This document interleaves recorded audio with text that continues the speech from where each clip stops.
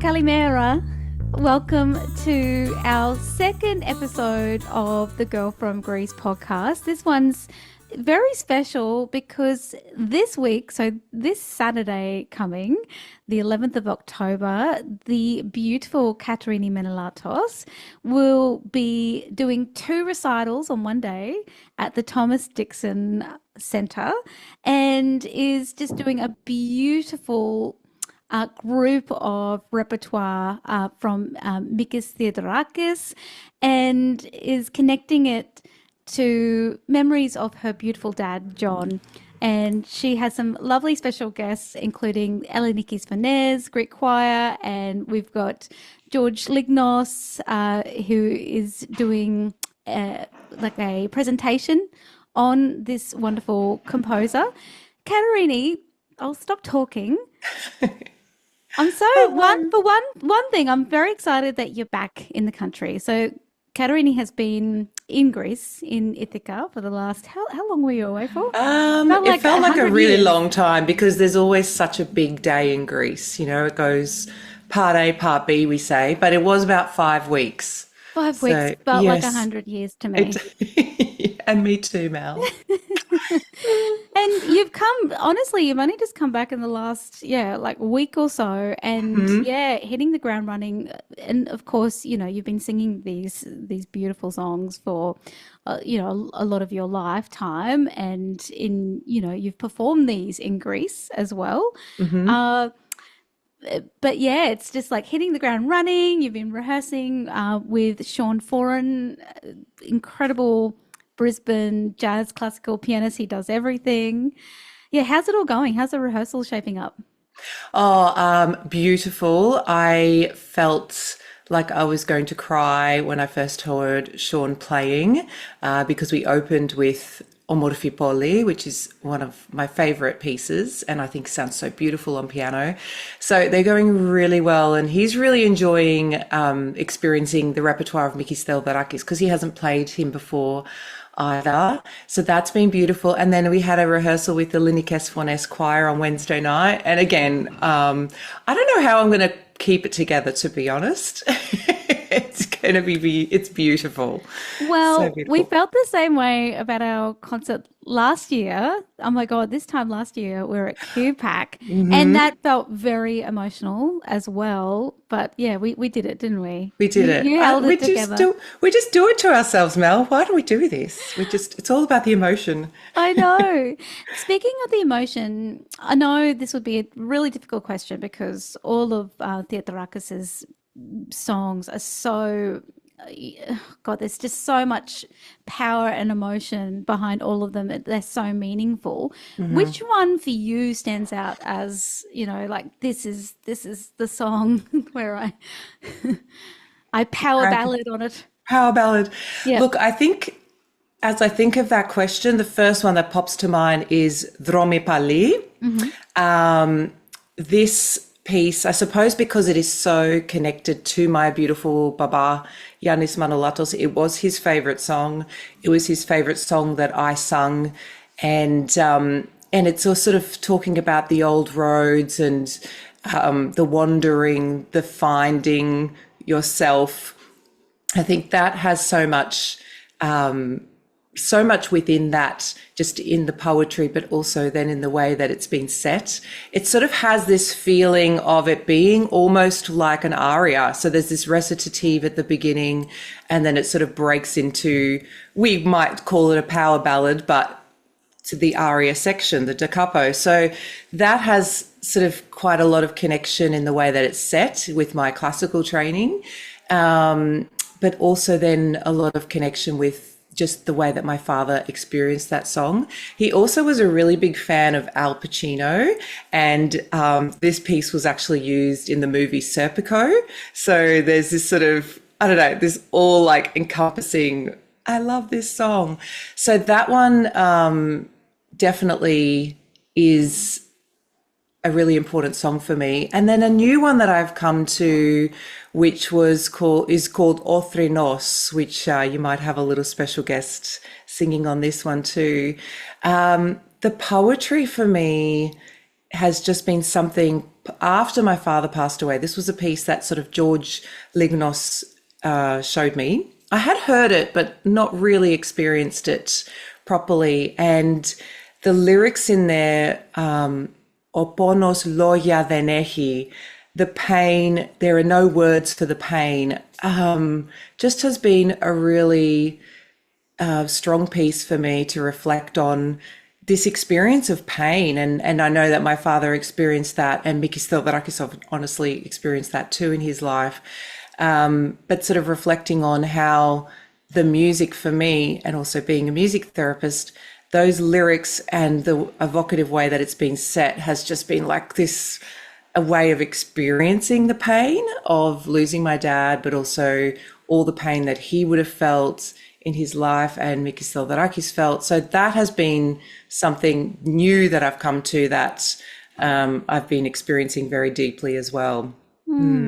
There's something quite paradoxical about that, isn't there? That, you know, this music, the lyrics are so weighty, and they're connected to historical, you know, moments in Greece, you know, where there was the poverty and also the violence, and yet there's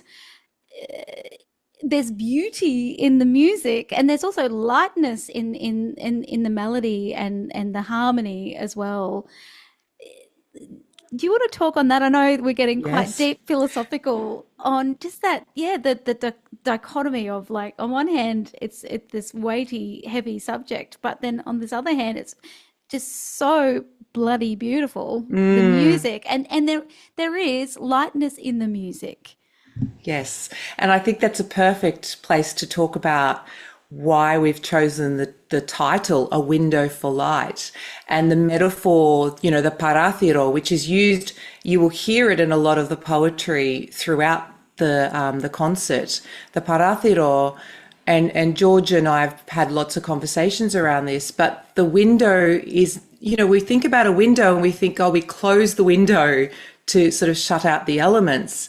And that's that sort of feeling of, you know, do we shut out the pain? Do we shut out the bad experience? But the window is also there as a metaphor to let the light in. So the idea of a window for light, that there is always darkness, but there is this opportunity, that sliver of hope, that the lightness might come through the window and give us hope and give us energy and give us, you know, that momentum for the future. And I think that really felt like a beautiful way to sort of showcase what my father stood for, and also what Mikis Theodorakis stood for, and how, you know, with all of the things, you know, being incarcerated and exiled and tortured and all of these things, that there was still this element of hopefulness and the idea that I would open a window and let this light in. And I think you really feel that in all of the pieces. So yeah, it's so beautifully showcased. Absolutely. The music really speaks to the resilience of not only this wonderful composer, but the Greek people. Mm-hmm. Yes. Do you think also the music really just connected one another as well? It's that shared experience, and there's something, you know, to connect to and sing along to. On that note as well, your father had the most beautiful voice. Yes, and he did. Yeah, it was stunning. Yeah, can you speak on that? It's because you would have grown up listening to this music, and you would have been listening to your dad singing this music. And again, connecting to that shared experience and connecting to his beautiful homeland as well. Oh, he did. He had a beautiful voice, and he would always be singing in the car. We had cassette tapes playing, and if we didn't, he would be singing. And he had, treasured albums of Mikis Theodorakis and many other artists of Greece. And the idea there as well, I read a really interesting thought, which was, when a culture is attacked, music is attacked. So people are told to not listen to music and to to sort of that is very downtrodden. And that is definitely what happened in Greece, that the music was not allowed to be played.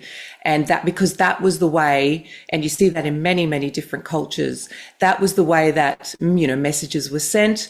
Hope was instilled in people. It was very subtle, but it was very powerful because it was an emotional thing. So very much so, Theodorakis' music was that for people. And I know that after in the 70s, and my mum was there when the junta was overthrown and there was freedom and music was everywhere, and Mikis Theodorakis' music was everywhere, and songs like Arnisi were being sung in tavernas. So they were like, suppose like we would play them in a nightclub these days.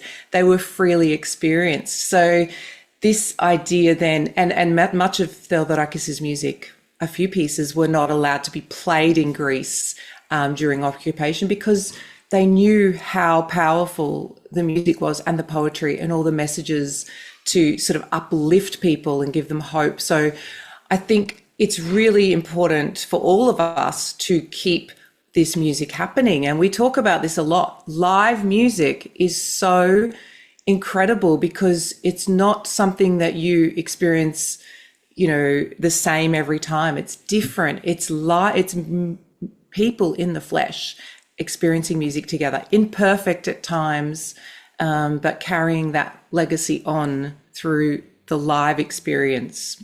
So beautifully said, Kat.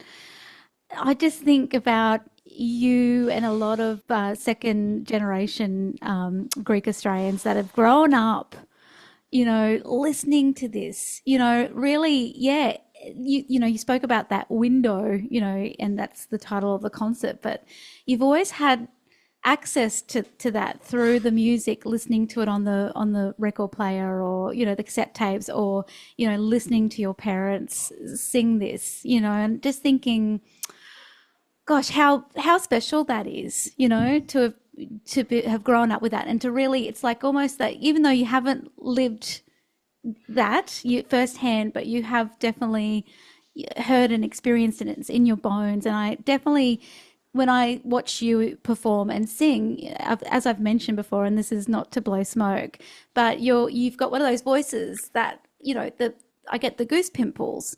And same with when Christina sings and when Anna Stepanos sings as well, like, because I think, it's not just that you have these incredible, powerful voices and you beautiful spirit, but I think it's, again, that real deep connection to the history and the culture and the love of as well, like that real, if there's a word beyond patriotism, I'd love to discover it or hear about it, but it's deeper. I feel like sometimes, not to be controversial, but that word doesn't do that connection and love justice. But from somebody who's a little bit further down the line with the Greek culture, it's just a beautiful thing to watch. Now, speaking of singers, yes. Speaking of singers, we love singers, don't we? Who else loves singers? Theodorakis loved his singers. You mentioned before Thrinos and the incredible, speaking of that powerful connection to music. Oh my goodness, that's just an understatement. Maria Faranduri, she sings that. But we did actually have a discussion a couple of days ago about the fact that he could really write for singers, couldn't he? He loved really, singers. He loved it. And I feel like when I sing his music, and there's a few other composers that I sing, and you're the same, Mel, that it's like, do you know me? Do you hear me? Do you know my voice? It just sits in the most beautiful place. And it's almost like, the analogy is there, Schubert wrote for voices and he was incredible art songwriter. And when you sing his music, you're just like, you hear me, you see me, you think of Ave Maria and how beautiful that is. And I think, we need to give justice to this beautiful composer, Mikis Theodorakis, who wrote beautifully for singers. And we did Acción last year. And again, it's just like, I sing this and I could sing for hours. It just sits in the beautiful place. Perfect. So for me, singing a whole concert of his music is just like, my voice is home. It's so happy there. It just feels very comfortable. Sometimes I listen back and think, I feel like that was quite low. And then I listen back and go, oh no, he just perfectly wrote that. That's wonderful. So, yeah. Yes. Oh, honestly, I think I'm also very excited. And I think it's really important to just distinguish that there is a difference between this concert and what Girl from Greece would normally do. So, we normally, obviously we sing the traditional the Greek standards, but a lot of our audience knows us as, fusing the Greek with the jazz. But we want to be really, I guess, we want to stress that this is more you're using your classical chops, as opposed to there'll be no jazz in this concert. No jazz. No jazz. Yeah, we love jazz, but we love jazz. This is great because this is you really, you have a classical background. You went to the Conservatorium of Music. You studied opera. So this is you really coming home to your superpower. Mm-hmm. Oh, yeah. I hope it is. Definitely. I think, and this is what we love to do around Girl from Greece is we're a production company at the end of the day. And so we have all of these beautiful offerings and, speaking for me, and I know for Mel too, we have an amazing imagination and we're very creative people. So we've always got these fresh new ideas, and one of them is that we need to honour this amazing composer, Mikis Theodorakis, on the 100-year anniversary of his birth. And, you just never know what you might see in the future, particularly because Mel is an amazing jazz singer, that you might see more straight jazz coming as well. I think the beauty is that we have so much to offer and we like to offer it all. Yes. Within reason. No, I mean, you could probably pull off a dance concert, but not I. What we are skilled in, let's put it there. Not dancing. I could imagine if I said that I was going to, put on a solo dance concert, Sula would spit out her coffee. Sula can do that. She can be our next Girl from Greece. Oh. So look, and we're talking about again that collaborative and that the combined voices component of our beautiful music, and I think it's really special that you've invited Ellinikes Fones, and led by the insanely talented and skilled, and we just adore her, Christina Xydi-Lignos. I always get the Lignu or Lignos when, yes. Yes, because male, female. Yeah, yes. Yeah. Lignos. Yeah. Lignos. So she will be leading Ellinikes Fones. What, can we get a little sneaky, so what song are Ellinikes Fones singing with you? Oh, well, I think it goes without saying that you're going to hear Arnisi, Stoperiali. That is, we performed that for the Alex Kontos Memorial Lecture this year. And it is one of my most special songs, the first song that I learnt with my father in Greek. Not sort of just learnt, but learnt for the purpose of performing it. And so it's extremely special for me. And I do have to keep myself together when I am singing with the choir because, as you know, we dreamed this up a few years ago, and to be able to then put on this concert and have the choir that we all dreamed about there with us is extremely special. George Lignos is going to be playing piano, and we have a very special, we have an Ellinikes Fones band now. So we will have a small ensemble playing as well, which is going to be very special. Wow. So it's Excellent. really jam-packed. I mean, Oh my we've God. got, these incredible musicians of Brisbane playing for us. We've got Sean Foran on the piano, the grand piano in this beautiful place at the Thomas Dixon Centre. We've got Ellinikes Fones choir and their band. And of course, Mel is going to pop in for a couple of special songs as well. So it really is going to be a celebration of all the things that the diaspora bring and all the beautiful things that my experience growing up Greek in Australia with my amazing father supporting every moment along the way. So it's really special. It's going to be very, very special. I'm so excited. I took a day, obviously, I'm going to take a day off work for it, but like I've been planning ahead for this because I just, honestly, yes, I will sing on a song or two, but I'm very excited about being an audience member. And if you need me to be a door bitch, I'm happy to do that as Yes, well. And also like the B-roll person, like taking the footage. But I'm really excited to be an audience member at this gig and see my beautiful mate, who I adore you. I just love your essence when you sing. It's not just about the voice. It's your whole everything that you put into it. That connection that you have to this music, and obviously to your beautiful father and your family, the beautiful cause. So yeah, I'm very, very excited. Let's leave on this one last question. yes. How do you want us to feel during your concert? In Oh, 3 words. in 3 words. I should have prepared you for this one. How Um, do you want us to feel in this concert? um, And like and we'll be going away saying these 3 words. This is, oh my God, it was this. I think I want you to feel a connection to your own experience. So to your own authentic experience. I want you to feel like you have the permission to experience the music in the way that it connects to you.